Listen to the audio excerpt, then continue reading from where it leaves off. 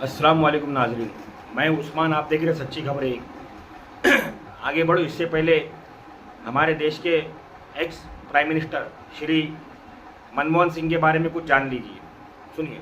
क्यों जेनजी को मनमोहन सिंह के बारे में कम पता है, क्यों जेनजी को मनमोहन सिंह की रिस्पेक्ट करनी चाहिए। इंडिया क्राइसिस के एज पर था, देश की इकोनॉमी गिर रही थी और इंडिया का फ्यूचर अनसर्टेन था। ऐसे वक्त पर इंडिया को बचाने के लिए एक इंसान आगे आया, डॉक्टर मनमोहन सिंह। मनमोहन सिंह के कितने ही अचीवमेंट्स थे, लेकिन उनकी दो बहुत बड़ी प्रॉब्लम थी। पहली, वो बोलते कम थे और काम ज्यादा करते थे। दूसरी, वो प्रॉब्लम्स की जगह सिर्फ सॉल्यूशंस पे फोकस करते थे। आज के टाइम के जितने भी पॉलिटिशियंस हैं, उन्हें काम कम और बोलने की ज्यादा आदत है और सॉल्यूशंस की जगह प्रॉब्लम्स पर फोकस करते हैं। उस वक्त मनमोहन सिंह ने कहा था रिफॉर्म और पेरिश, और वो कर दिया जो किसी ने दूर दूर तक सोचा नहीं था। इंडिया के फॉरेन रिजर्व्स बिल्कुल खत्म थे, लेकिन उन्होंने इकोनॉमी के दरवाजे खोल दिए। ग्लोबलाइजेशन, लिबरलाइजेशन, प्राइवेटाइजेशन, ये मनमोहन सिंह की देन है। आज के इंडिया की दिक्कत ये है कि ये फ्लैशी लीडर्स के पीछे ज्यादा भागते हैं और जो लोग कम बोलते हैं और काम ज्यादा करते हैं उनकी कोई रिस्पेक्ट नहीं है। मनमोहन सिंह ने स्टेज पर जाने की जगह पॉलिसी पेपर्स के पीछे खड़ा होना बेहतर समझा और बिना शोर मचाए उन्होंने देश बदल दिया। Bachelor of arts in economics, master of arts in economics, honours degree in economics, doctor of philosophy in economics. Doctor Manmohan Singh ने अमेरिका के साथ हिस्टोरिकल न्यूक्लियर डील फाइनल की थी। इसीलिए जेनजी को मनमोहन सिंह की रिस्पेक्ट करनी चाहिए।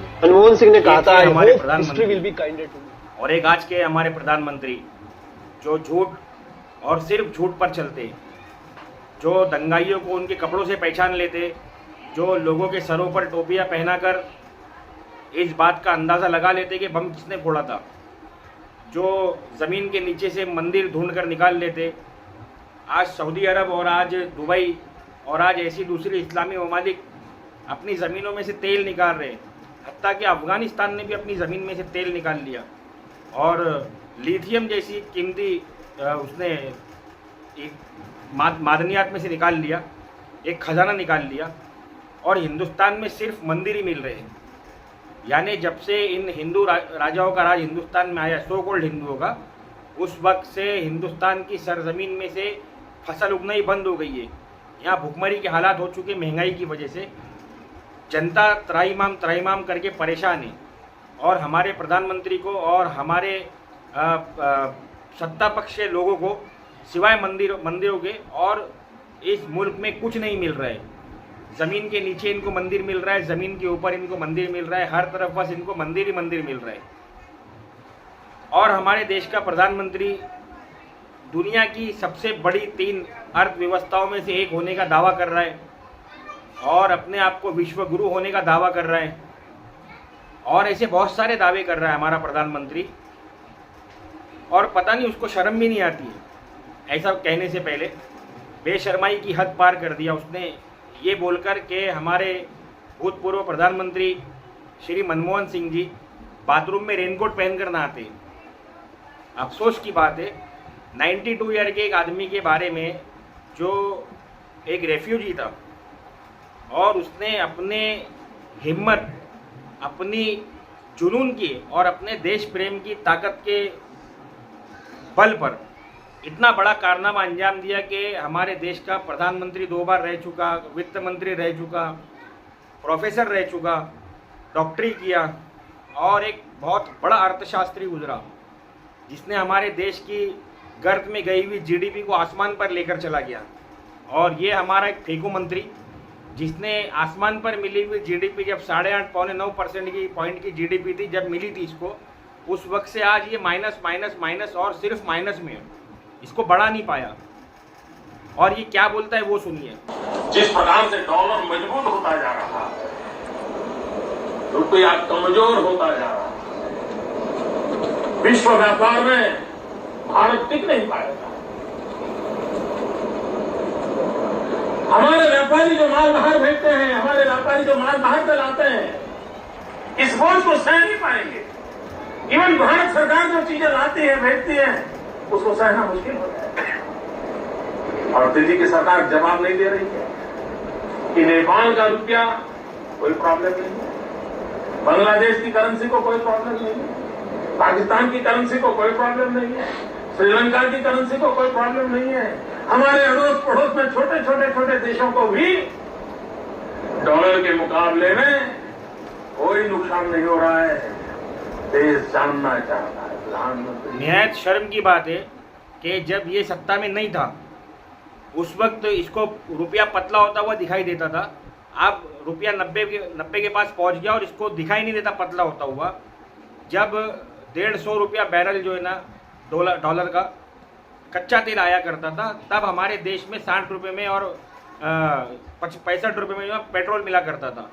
और आज जब 50 रुपये बैरल पेट्रोल आ रहा है कच्चा तेल, तो हमारे देश में 100 रुपये के पार जो है ना पेट्रोल का भाव है। इसको ये सब नहीं दिखाई देता। जीएसटी जब कांग्रेस लाना चाहती थी तब जीएसटी जो है ना गब्बर टैक्स था। अब जीएसटी को 28% लागू किया गया। अभी इन ब्याज खाने वालों का, इन पोंगे पंडितों का पेट नहीं भरा, तो 26 तारीख को 26 दिसंबर के दिन हमारे वित्त मंत्री ने, हमारी बजट मिनिस्टर ने इसको 28 से 38% कर दिया। और अब ये सिर्फ नए सामान पर या नई चीज़ों पर नहीं बल्कि जूने सामान पर भी लगाने के चक्कर में, अगर हमने भंगार बेचा तो भी हमको जीएसटी देना है और भंगार खरीदा तो भी हमको जीएसटी देना है। मतलब तुम मत कमाओ, तुम मत खाओ। वो बेगैरत औरत ये बोलती है कि मुझको कांदे लहसुन का भाव मत बताओ क्योंकि मैं कांदा लहसुन नहीं खाती। ये गू खाते, गोबर खाते, तो क्या हम गोबर का भाव इनको बताएं? ये पेशाब पीते, हम इनको पेशाब का भाव बताएं? ऐसा हो सकता है भला कि जो हम खाते उसका भाव हमको मालूम है, जो नहीं खाते उसका भाव मेरे को मत बताओ। तुमको मिले नहीं मिले तुम मर जाओ, चाहे वो तुम्हारे लिए अमृत का काम करने वाली चीज़ है। लोग रोटी पर कांदा और रोटी पर मिर्ची रखकर जो है ना अपना गुजारा कर लेते, लेकिन इन लोगों ने नीचे की रोटी और ऊपर का कांदा और मिर्ची भी छीन लिए। और ये सो कॉल्ड हिंदू, ये हमारे देश के गृह मंत्री भवन में खड़े होकर, होम में खड़े होकर, हाउस में खड़े होकर ये बोलते कि आर्टिकल 35A ये कांग्रेस ने बिना किसी को जो है ना संज्ञान में लाए हुए और बिना किसी को विश्वास में लाए हुए इस धारा को लगा दिया और इसने 2 स्टेट्स के साथ में गद्दारी कर दिया, दो राज्यसभाओं के साथ में इसने गद्दारी कर दिया कांग्रेस ने। और ये और वो पता नहीं और क्या क्या। संभल को भूल गए क्या? अभी थोड़े दिन पहले की बात है, संभल की जामा मस्जिद के इमाम को और वहाँ के ट्रस्टियों को और वहाँ के मोहल्ले के लोगों को तुम लोगों ने कॉन्फिडेंस में लिया था संभल पर हमला करने से पहले, संभल की जामा मस्जिद पर हमला करने से पहले और वहाँ एक झूठ फैलाने से पहले और वहाँ 5 मुसलमानों को कत्ल करने से पहले, क्या तुमने वहाँ के लोगों को कॉन्फिडेंस में लिया था? 5 लोगों को बेवजह मार दिया गया, एक छोटा सा इलाका संभल, वो तुमसे संभला नहीं। तुम बोलते हो कि कांग्रेस पूरे देश को अपने कॉन्फिडेंस में लेती इतने बड़े फैसले के लिए।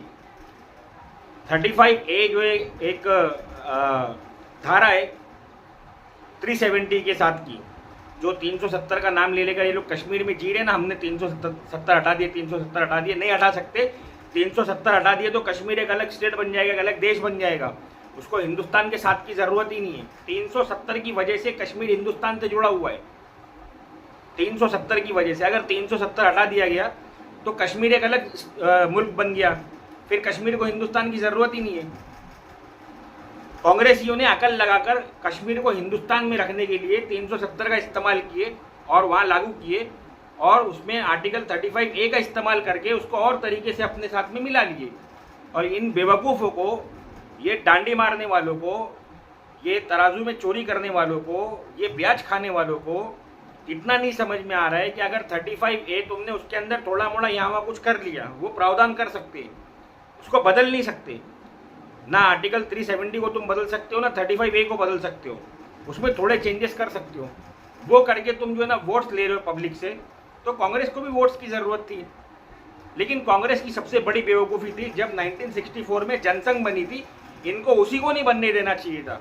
इनको अगर वाकई में देश की उन्नति और देश की प्रगति की कुछ फिक्र होती तो इनको अपोजिशन रखना ही नहीं चाहिए था। ठीक है, राजाशाही चल रही है, अभी कौन सा यहाँ पर प्रजाशाही चल रही है? अभी भी तो राजाशाही चल रही है ना। एक अकेला बुड्ढा जो अपनी बीवी को छोड़कर भाग गया, जो अपनी माँ को, अपने बाप को छोड़कर भाग गया, जिसने सारी जिंदगी अपने भाई बहनों को नहीं पूछा, वो देश का राजा बना हुआ है और उसकी मर्जी से वो काम करता है। संसद भवन बदल दिया, देश के कानून बदल दिया, देश में लोगों को एक दूसरों के बारे में, लोगों के जो दिलों में मोहब्बत थी उसको बदल दिया। तो यहाँ तो राजाशाही चल रही है, लोकतंत्र तो है ही नहीं। मेरी कुल मिलाकर बात का मतलब और मकसद ये है कि अब हिंदुस्तान को डॉक्टर मनमोहन सिंह कभी नहीं मिल सकता। डॉक्टर मनमोहन सिंह के निधन पर अफसोस है और मेरी देश के लोगों से हाथ जोड़कर फिर से अपील है, मैं हर रोज़ अपील करता हूँ, इस सरकार को गिरा दो। अपने देश को नुकसान पहुँचाए बगैर इस सरकार को गिरा दो। जब तुमको वोट देने का मौका मिले तब वोट दो भरपूर तरीके से, और जब आंदोलन करने का मौका मिले तो सुकून शांति के साथ आंदोलन करो और इस सरकार को गिरा दो। मेरा पैगाम अच्छा लगा हो तो शेयर करो, कमेंट करो, लाइक करो, मेरे चैनल को सब्सक्राइब करो और बेल आइकन के बटन को ज़रूर दबाओ। अस्सलाम वालेकुम व रहमतुल्लाहि व बरकातुहू।